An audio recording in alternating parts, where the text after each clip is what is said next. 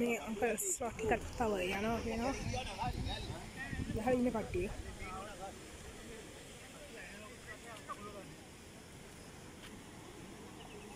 දෙහපත් තුනක දෙන්නේ ඉවරයි. දෙන්න මාරිය.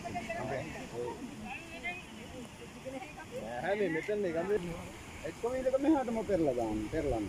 ඒක තමයි. හොඳ වතුර පාරක් ගන්න. වතුර පාරෙන් මෙහාට ගන්න. රොබර්ට්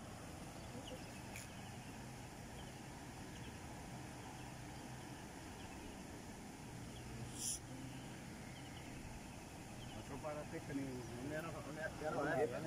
යනවා පැත්තේ නෑ තාපොටක් යන්න විදියක් කමන්නේ. අපි කඹේ කව ගන්නද කොහොමද? කඹේ අතරින් හොඳ.